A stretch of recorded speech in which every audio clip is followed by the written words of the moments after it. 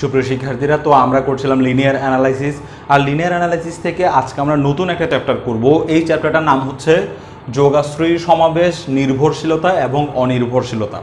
গত ক্লাসে আমরা ভেক্টর জগৎটা শেষ করছিলাম, আর এই ক্লাসে এসে আমরা আমাদের ভেক্টর জগৎটা শিখব যে সেটা যোগাশ্রয়ী সমাবেশ কিনা, সেটা নির্ভরশীল কিনা, সেটা অনির্ভরশীল কিনা। এই ব্যাপারগুলো আসলে আমরা এই অধ্যায় থেকে জানবো। প্রথমে আমরা যোগাশ্রয়ী সমাবেশ কি সেটার সংজ্ঞা পড়ব, তারপর নির্ভরশীলতা কি জিনিস সেটারও সংজ্ঞা পড়ব, অনির্ভরশীলতা কি সেটারও সংজ্ঞা পড়ব। আর এরপর আমরা এই অধ্যায়ের থিওরিগুলো শেষ করব, তারপর আমরা গাণিতিক সমস্যাগুলো করব, ঠিক আগের অধ্যায়ে আমরা যে প্রসেসে গিয়ে গেছিলাম আর কি। তো যোগাশ্রয়ী সমাবেশ কি সেটা আমি বোঝানোর চেয়ে সরাসরি সংজ্ঞাটা লিখে বুঝালে সবচেয়ে বেশি ভালো হয়, কারণ হচ্ছে এখানে এক্সট্রা করে বোঝানোর তেমন কিছুই নাই। আমি আশা করব যে এটা লিখলেই তোমরা বুঝে যাবে। তো যোগাশ্রয়ী সমাবেশ কি সেটা আমরা একটু লেখার চেষ্টা করতেছি। প্রথমে আমরা ধরলাম যে মনে করলাম যে ভিএফ একটা ভেক্টর জগৎ, মনে করলাম যে ভিএফ ভেক্টর জগৎ, একটু লিখে নিই, ভিএফ ভেক্টর জগৎ, যেখানে মানে ভিএফ হচ্ছে একটা ভেক্টর জগৎ। তো এই ভেক্টর জগতের ভিতর থেকে আমরা আরও কিছু মান নিতে যাচ্ছি, যেখানে ছোট হাতের V1, এটা হচ্ছে বড় হাতের ভি, আমি একটু বড় করে দিই যাতে বুঝতে সুবিধা হয়। বড় হাতের ভি যেটা হচ্ছে ভেক্টর জগৎ, আর এখানে যে V1 গুলো আমি লিখতেছি এগুলো হচ্ছে ওর ভিতর থেকে নেওয়া মান। এটা আমি একটু পরে বুঝাই দিব। যেখানে V1 ভেক্টর কমা V2 ভেক্টর কমা V3 ভেক্টর কমা dot dot dot dot dot, এভাবে আমরা Vn ভেক্টর পর্যন্ত নিছি। Vn ভেক্টর এগুলো সবগুলো কোথা থেকে নিছি? ওই ভি এর ভিতর থেকে নিছি, বড় হাতের ভি এর ভিতর থেকে। অর্থাৎ এই ভি হচ্ছে একটা বিশাল ভেক্টর জগৎ। ওই ভেক্টর জগৎ থেকে আমরা কিছু ছোট ছোট উপাদান নিছি, ওই উপাদানগুলোর নাম হচ্ছে V1 V2 V3 Vn। যেমন ধরো আমি বলতে পারি যে একটা উদাহরণ দিই, যে S হচ্ছে একটা ভেক্টর জগৎ, যে A, B, C, যেখানে A এইভাবে লিখবো না, যেখানে ABC হচ্ছে রিয়েল নাম্বার, এটা একটা ভেক্টর জগৎ। ধরলাম যে এটা একটা ভেক্টর জগৎ। এই জগতে আমি ছোট ছোট কিছু মান নিব। ধরলাম যে ABC যেহেতু রিয়েল নাম্বার বলছে, আমি এমন নিতে পারি এর মান, বির মান, সির মান তিনোটা 0 0 0 নিতে পারি। ধরলাম যে 0 0 0, এটা একটা মান। ওকে, একইভাবে আমি এভাবেও নিতে পারি যে একটা মান নিতে পারি এর মান 0 কিন্তু বির মান 1 আর সির মানও 1, এভাবেও নিতে পারি। আবার একটা মান নিতে পারি এর মান 0 বির মান 1 সির মান হচ্ছে 2, এমনও নিতে পারি এর মান 1 বির মান 2 সির মান হচ্ছে 3। ওকে, এখন এই ভেক্টর জগতের ভিতরে যে মানগুলো আছে ওই মানগুলো সবগুলোর তিনটা ফরমেশন, মানে তিনটা অ্যাঙ্গেল থাকবে, অর্থাৎ আমরা উপাংশ বলি, তিনটা উপাংশ থাকবে। এখন আমি ধরলাম এটার নাম দিলাম V1 ভেক্টর, আর এটার নাম দিলাম V2 ভেক্টর, এটার নাম দিলাম V3 ভেক্টর, আর এটার নাম দিলাম Vn ভেক্টর। তো এই যে এই V1 V2 V3 Vn এগুলো সব S এর মান। ওদের আসল গঠন কিন্তু এরকম, আসল গঠন আমরা এখানে লিখি নাই, আমরা এখানে নামটা লিখছি। তো আসল গঠনটা নির্ভর করবে ওর এই ডিজাইনের উপর। এই ভি যেটা, সেটা এমনও হইতে পারে সেটা 10 ডাইমেনশনের, 100 ডাইমেনশনের হতে পারে। আমরা এখানে যেটা নিচ্ছি সেটা হচ্ছে 3 ডাইমেনশনের, যার কারণে ওর মানটা 3 ডাইমেনশনাল দেখাচ্ছে। আর এখানে আমরা যে V1 V2 V3 গুলো নিচ্ছি এগুলো হতে পারে 5000 ডাইমেনশন, 10,000 ডাইমেনশন, ইচ্ছা মতো ডাইমেনশন হতে পারে। সেটা আমার বুঝার বিষয় না, আমার বুঝার বিষয় হচ্ছে আমি মানগুলো নিচ্ছি, যত ডাইমেনশনের হবে হোক একই ঘটনাই ঘটবে। যাই হোক, তাহলে আমরা আসলে বুঝতে চাচ্ছিলাম যে যোগাশ্রয়ী সমাবেশটা আসলে কি। তো যোগাশ্রয়ী সমাবেশ বোঝার জন্য আমরা কোর্সে কি মনে করলাম যে ভিএফ একটা ভেক্টর জগৎ, যেখান থেকে আমরা V1 V2 V3 Vn এই মানগুলোকে নিছি, এবং সেই সাথে আরো কিছু জিনিস নিছি, এবং alpha 1 comma alpha 2 comma alpha 3 comma dot dot dot comma alpha n, এই মানগুলো আমরা নিছি ফিল্ড থেকে, অর্থাৎ এগুলো হচ্ছে স্কেলার মান। খুব ভালো করে খেয়াল করবা, ভি থেকে আমরা নিছি V1 থেকে Vn পর্যন্ত, আর সমপরিমাণ স্কেলারও নিছি। গত ক্লাসে আমরা ভেক্টর জগৎ যে চ্যাপ্টারটা করছিলাম সেখানে আমরা দুইটা ভেক্টর নিতাম, দুইটা স্কেলার নিতাম সর্বোচ্চ। আমরা ভেক্টর হিসেবে ইউভি নিতাম আর স্কেলার নিতাম কি আলফা বিটা। আর এখানে আমি n সংখ্যক ভেক্টর নিছি, n সংখ্যক স্কেলার নিছি। যদি এই ঘটনাটা ঘটে, যদি এই আলফা 1 এর সাথে V1 কে গুণ করি, যদি এই আলফা ওয়ানের সাথে v1 ভেক্টরকে গুণ করি, তারপর আলফা 2 এর সাথে v2 ভেক্টরকে গুণ করি, তারপর আলফা 3 এর সাথে v3 ভেক্টরকে গুণ করি, এবং এভাবে শেষ পর্যন্ত গিয়ে আলফা n এর সাথে vn ভেক্টরকে গুণ করি, এবং তারপর ওদেরকে যদি যোগ করে দিই, যে আনসারগুলো আসছে ওদেরকে যদি আমরা যোগ করে দিই, তাহলে যে জিনিসটা আসবে, যে নতুন আনসারটা আসবে, ওই আনসারটাও যদি ভি এর ভিতরে থাকে, ওই আনসারটাও যদি আমরা ধরলাম এই যোগফলটা ভি, বড় হাতের ভি, ওই আনসারটাও যদি ভি এর ভিতরে থাকে, তবে ভি এর ভিতরে থাকে, তবে আমরা এত হয় লিখি একটা, এত হয় তবে এই জিনিসটাকে বলা হবে এই v1 v2 v3 vn এর যোগাশ্রয়ী সমাবেশ। খুবই সিম্পল কথা। খেয়াল করো, এখানে কিছু ছোটখাটো প্রশ্ন আসে বলতে স্টুডেন্টদের মনে প্রশ্নগুলো হয়, আমি সরাসরি সেগুলো শেয়ার করব। আমি ভি থেকে যতগুলা ভেক্টর নিছি, স্কেলার থেকে ততগুলো স্কেলার নিছি। এখানে যদি আমি 10টা ভেক্টর নিই, আমি 10টা স্কেলার নিব, আর ওই একটা ভেক্টরের সাথে একটা স্কেলারকে যদি আমি গুণ করি, তাহলে ওই টোটাল আনসারটাও যদি ভি এর ভিতরে থেকে যায়, গুণ করে যদি যোগ করে, যেমন এই স্কেলারের সাথে এই ভেক্টরকে গুণ করলাম, এই স্কেলারের সাথে এই ভেক্টরকে গুণ করলাম, এভাবে ওদের গুণফলগুলোকে আবার যোগ করলাম, যোগ করলে যে আনসারটা হবে সেটাও যদি ভি এর ভিতরেই থেকে যায়, মানে ওই জগতের ভিতরেই সেটাও যদি মজুদ থাকে, তাহলে আমরা এই টোটাল যোগফলটাকে বলবো এই ভেক্টরগুলার যোগাশ্রয়ী সমাবেশ। এখন কথাটা এভাবে লিখতে হবে যে এত এত এত ভি হয়, তবে এতকে, মানে এই বিশাল জিনিসটাকে বলা হয় এত এর যোগাশ্রয়ী সমাবেশ, যা লিখতে খুবই বিশ্রী দেখায়। এজন্য আমরা আসলে করব কি, এইখানে একটা ইউ একটা ভেক্টর আমরা ইকুয়াল দিয়ে রাখবো, অর্থাৎ মনে করলাম যে এই ওদের যে যোগফলটা আছে সেই যোগফলটা টোটাল মানটা হচ্ছে ইউ ভেক্টর, এই পুরো যোগফলটার মান হচ্ছে ইউ ভেক্টর। আর এই বিলংস টু ভি যেটা দিছি, সে বিলংস টু ভিটা আমি একটু এখানে একটা কমা দিয়ে ইউ বিলংস টু ভি এইভাবে লিখতে চাচ্ছি। আসলে আমি কি লিখছি, একটু আগে যেটা লিখছি সেটাই এখন লিখছি, একটু ঘুরে লিখছি। কিভাবে? একটু আগে এই যোগফলটাকে আমি বিলংস টু ভি লিখছিলাম, আর এখন আমি করছি কি, এই যোগফলটাকে ইউ ধরছে, অর্থাৎ এই যোগ করলে যে আনসারটা আসবে সেটা হচ্ছে ইউ। এই ইউটা এখন আমি বললাম ভি এর ভিতরে, তো ইউটা ভি এর ভিতরে থাকা আর এই যোগফলটা ভি এর ভিতরে থাকা একই কথা বোঝায়, কিন্তু এখন আমাদের লিখতে সুবিধা হবে। সেটা কি দেখো, তাহলে আবার আমি প্রথম থেকে পড়ে আসতেছি। মনে করি ভি এফ ভেক্টর জগৎ, যেখানে v1 v2 vn পর্যন্ত ভি থেকে নেওয়া হয়েছে, এবং আলফা 1 আলফা 2 আলফা 3 এগুলোকে নেওয়া হয়েছে এফ থেকে। যদি এই প্রত্যেকটা স্কেলারের সাথে প্রত্যেকটা ভেক্টরকে গুণ করে তারপর ওই গুণফলগুলোকে যোগ করা হয়, তাহলে যে আনসারটা আসবে ওই আনসারটাও যদি ভি এর ভিতরে থাকে, তবে ইউকে মানে ইউ যে আনসারটা, সেই আনসারটাকে v1 ভেক্টর কমা v2 ভেক্টর কমা v3 ভেক্টর কমা ডট ডট ডট কমা vn ভেক্টর এর যোগাশ্রয়ী সমাবেশ বলা হয়। যোগাশ্রয়ী সমাবেশ বলা হয়।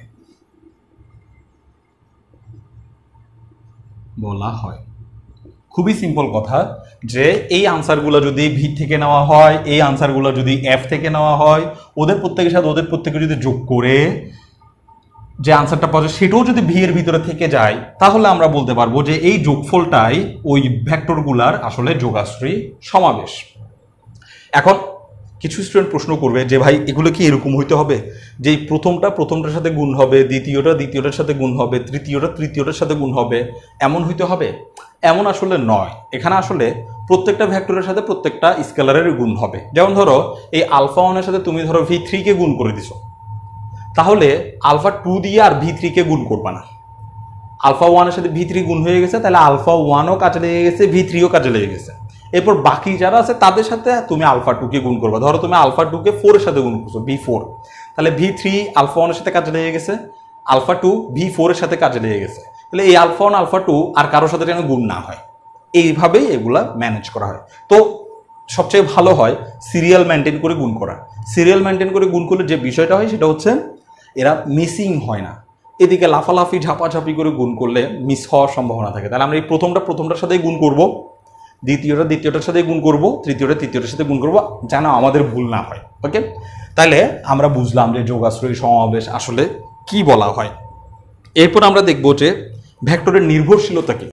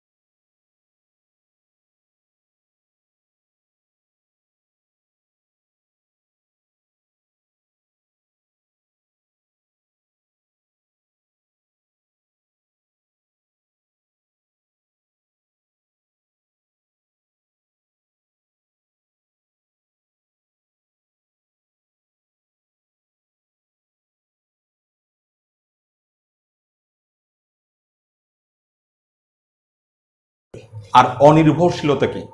নির্ভরশীলতা মানে হচ্ছে আমরা যে ভেক্টরটা পাবো সেই ভেক্টরটা নির্ভরশীল নাকি অনির্ভরশীল সেটা আমরা বোঝার চেষ্টা করব। কিভাবে দেখো, ভেক্টরের নির্ভরশীলতা আরেকটা টপিকস, এটা তো একটা উত্তর গেছে, এই উত্তরটা ছিল যোগাশ্রয়ী সমাবেশ। এবার আমরা পড়তেছি নির্ভরশীলতা। নির্ভরশীলতার জন্য আমরা লেখা শুরু করি। মনে করি, ঠিক একইভাবে লিখব, মনে করি, আমি মনে হয় এটা না লিখলেই বেশি ভালো হয়, আচ্ছা লিখে ফেলি। মনে করি ভেক্টর জগৎ, মনে করি ভিএফ, ঠিক এটাই লিখব, ভিএফ ভেক্টর জগৎ, যেখানে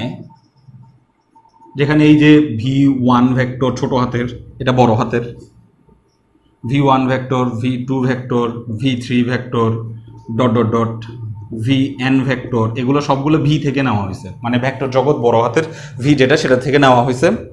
এবং এই স্কেলারগুলোকেও ঠিক একইভাবে নেওয়া হয়েছে স্কেলার থেকে। এবং এই α1, α2, α3, ডট ডট ডট, αn, এগুলো সবগুলা এফ থেকে নেওয়া হয়েছে, এফ থেকে নেওয়া হয়েছে। যদি এই ঘটনাটা ঘটে, যদি এই যে এখানে যে যোগফলটা আসছে, যে α1 এর সাথে V1 যোগ, অর্থাৎ প্রথমটার সাথে গুণ, তারপরে যোগ, দ্বিতীয়টার সাথে গুণ, α2 V2 ভেক্টর চিহ্ন দিতে হবে, যোগ, তৃতীয়টা α3 V3 সাথে V3 ভেক্টরের সাথে গুণ, যোগ, ডট ডট ডট, এভাবে αn Vn ভেক্টরের সাথে গুণ হওয়ার পর ইকুয়াল টু 0 ভেক্টর হয়ে যায়।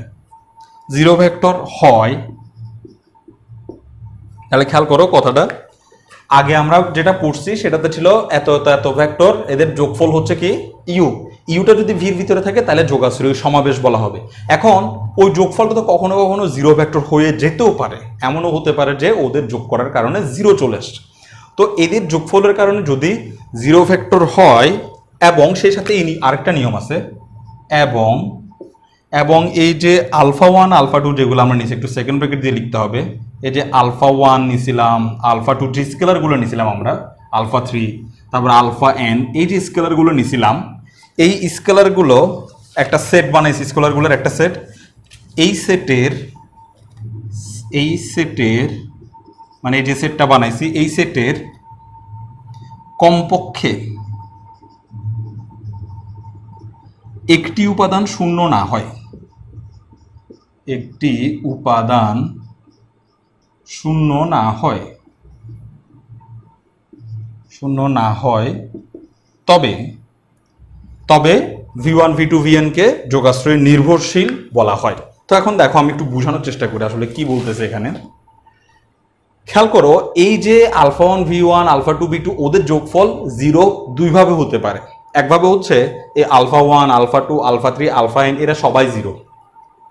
যদি alpha one alpha two alpha three alpha N এই যেগুলো নিছি এরা সবাই যদি জিরো হয় তাহলে ওরা যখন ওর সাথে গুণ হবে তখন সবাইকে তারা জিরো করে দিবে এবং ওদের যোগফলও জিরো ভেক্টর আসতে বাধ্য হবে।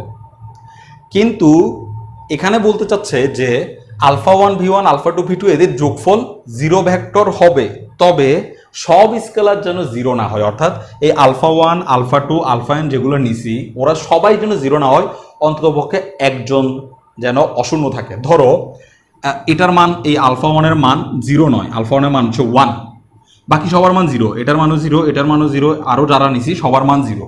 তো ফলে হবে কি এই জিরো যদি ওর সাথে গুণ হয় জিরো হয়ে যাবে, জিরো হয়ে যাবে, এখানে ডট ডট যারা আছে তারাও জিরো হয়ে যাবে, এটাও জিরো, সবাই জিরো হয়ে গেছে। কিন্তু এখানে আলফা ওয়ানের মান কিন্তু জিরো নয় অর্থাৎ ওয়ান, তাহলে ও তো জিরো হবে না, কিন্তু ও জিরো হতে হলে ওর সাথে থাকা ভি ওয়ানকে জিরো হতে হবে, অর্থাৎ আলটিমেটলি এরা সবাই তো আলফার কারণে জিরো হয়ে গেছে, ও জিরো হয়েছে ভির কারণে, ওর আলফা কিন্তু জিরো নয়। যদি এই ঘটনা ঘটে তাহলে এই V one V two V three V N যে ভ্যাক্টরগুলোকে আমরা নিছি ওদেরকে আমরা বলবো নির্ভরশীল। কেন? কারণ হচ্ছে ওইখানে একটা আলফা অন্ততপক্ষে একটা স্কেলার জিরো ছিল না, তারপরেও তাদের যোগফল জিরো আসছে। একটা আনসার একটা স্কেলার জিরো ছিল না, অন্য কোনো মান ছিল, তারপরেও তারা জিরো আসতে বাধ্য হয়েছে, সুতরাং আমরা ওকে বলে দিব নির্ভরশীল। এটা হচ্ছে ওয়ান কাইন্ড অফ নির্ভরশীলতা টেস্ট। ওকে, তাহলে আমরা একটু কথাগুলো শেষ করি। তবে এত ভেক্টরগুলোকে যোগাশ্রয়ী নির্ভরশীল ভেক্টর বলা হয়। তবে এই যে ভেক্টরগুলো আমরা নিয়েছিলাম, এই যে ভি ওয়ান ভেক্টর কমা ভি টু ভেক্টর, আরও নিয়েছিলাম V three vector dot dot dot V N vector, এত ভেক্টরগুলোকে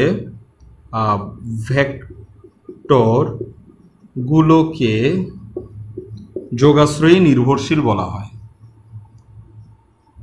যোগাশ্রয়ী নির্ভরশীল বলা হয়। তাহলে খুবই সহজ কনসেপ্ট যে এদের সবার যোগফল জিরো হবে এবং এই আলফা বিটা আলফার যে স্কেলারগুলোকে নিয়েছি ওই স্কেলারগুলোর মধ্যে অন্ততপক্ষে একজন অশূন্য হবে, মানে শূন্য হবে না, একজন অন্ততপক্ষে শূন্য হবে না, তাহলে আমরা সেটাকে যোগাশ্রয়ী নির্ভরশীল বলবো। অর্থাৎ এদের সবাই শূন্য নয়, তারপরেও এদের আনসার জিরো আসছে, তখন সেটা হবে যোগাশ্রয়ী নির্ভরশীল। আর অনির্ভরশীলের বেলায় জাস্ট এই ঘটনাটার উল্টা ঘটবে, সেটা হচ্ছে এখানে আলফা এই যে স্কেলার যারা আছে স্কেলার সবাই শূন্য হয়ে যাবে, তখন সেটা হবে যোগাশ্রয়ী অনির্ভরশীল। এখন তো নির্ভরশীল হয়েছে, তাহলে যোগাশ্রয়ী অনির্ভরশীল হওয়ার জন্য কি হইতে হবে, সেটার জন্য একইভাবে আমরা লিখবো, মানে যোগাশ্রয়ী, এটা তো নির্ভরশীলতার জন্য লিখছি, অনির্ভরশীলতার জন্য তুমি একই প্রসেসে লিখবা। যে মনে করি ভি এফ ভেক্টর জগৎ, যেখানে V one V two V three V N V থেকে নেওয়া হয়েছে এবং alpha one alpha two alpha three alpha N এগুলো এফ থেকে নেওয়া হয়েছে। যদি alpha one V one alpha two V two এত যোগফল জিরো ভেক্টর হয় এবং এই আলফা ওয়ান আলফা টু যে সেটটা বানাইছে alpha one alpha two alpha three dot dot dot alpha N সেটের কোনো উপাদান সকল উপাদান শূন্য হয়, এখানে তো বলছি যে কমপক্ষে একটি উপাদান শূন্য না হয়, তখন আমরা বলবো যে সকল উপাদান শূন্য হয়। কি লিখবো? সেটের সকল উপাদান, মানে এই যে সেটটা এই সেটের সকল উপাদান শূন্য হয়, তবে V one V two V three V N ভেক্টরগুলোকে যোগাশ্রয়ী অনির্ভরশীল, এখানে একটা সরিয়ে লাগাই দিলে অনির্ভরশীল হয়ে যাবে, অনির্ভরশীল বলা হয়। তাহলে খুবই সহজে আমরা বুঝতে পারলাম যে যোগাশ্রয়ী নির্ভরশীল কি, যোগাশ্রয়ী অনির্ভরশীল কি। প্রথমে আমরা বুঝলাম যে যোগাশ্রয়ী সমাবেশ কি। এই অধ্যায়ের মূল কনসেপ্ট হচ্ছে যোগাশ্রয়ী সমাবেশ। তারপরে সেকেন্ড কনসেপ্ট হচ্ছে ওই যোগাশ্রয়ী সমাবেশটা আসলে নির্ভরশীল নাকি ওই যোগাশ্রয়ী সমাবেশটা আসলে ওই ভেক্টরগুলোকে আসলে অনির্ভরশীল। তো আমরা বুঝলাম যোগাশ্রয়ী সমাবেশ হচ্ছে একটা স্কেলারের সাথে একটা ভেক্টরকে গুণ করে যে আনসারটা আসবে ওই আনসারটাও যদি ভি এর ভিতরে কোনোভাবে পাওয়া যায় তাহলে আমরা বলবো যে বেচারা যোগাশ্রয়ী নির্ভরশীল। আর যদি ওইভাবে যোগ করার পর জিরো ভেক্টর আসে, জিরো ভেক্টর সবসময় আসবে, অনেক সময় ওয়ান ভেক্টর টু অন্য কোনো কিছু আসতে পারে, জিরো ভেক্টর যদি আসে তাহলে আমরা দেখব যে স্কেলারগুলো সবগুলো শূন্য ছিল কিনা। যদি স্কেলারগুলো সবগুলো শূন্য থাকে তাহলে যোগাশ্রয়ী অনির্ভরশীল। আর যদি স্কেলারগুলোর মধ্যে একজনও একজনও যদি শূন্য বাদে অন্য কোনো কিছু হয়ে থাকে, সেটা মাইনাসও হইতে পারে প্লাসও হইতে পারে, -1 + 1 -2 + 2 -1.5 + 1.5 ইচ্ছা মতো হতে পারে। যদি একজনও যদি 0 বাদে অন্য কিছু হয়ে থাকে তাহলে আমরা সেটাকে বলবো যোগাশ্রয়ী নির্ভরশীল। তো যাই হোক, আমরা যোগাশ্রয়ী নির্ভরশীলতা অনির্ভরশীলতা শিখছি। তো এরপরে আগামী ক্লাসে আমরা করব কি, এই অধ্যায় থেকে কিছু গুরুত্বপূর্ণ উপপাদ্য প্রমাণ করার চেষ্টা করব।